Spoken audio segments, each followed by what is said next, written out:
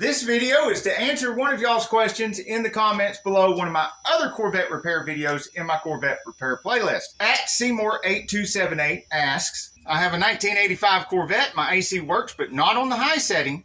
When I put it in the fourth notch, it just turns off. Have you heard of this? Well, I have.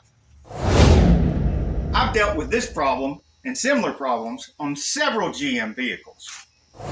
There's more than a couple of things that could cause this, but luckily for me, it's always been the same easy and cheap part to replace.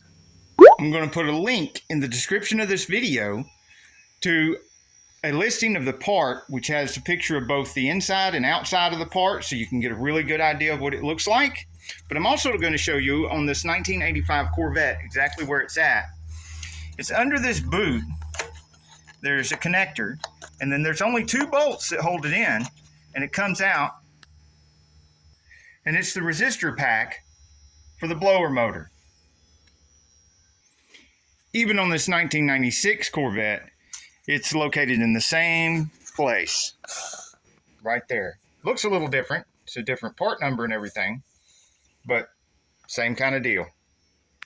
Of course, it could be the fan switch itself that's bad, but if you want to check that, it'd just be a simple matter of using a voltmeter and checking these four wires to see which ones have power on which setting when you're moving the switch around in the car, and see if you lose power when you put the switch to the high.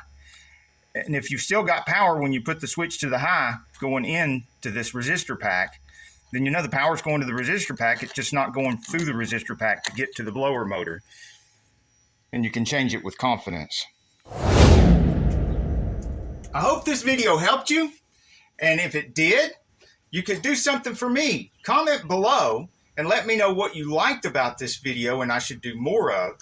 And maybe make a comment below of one or two things that I could do differently on my next video that would help the channel out. Thank you for watching. Till the next video, get off the couch and get dirty.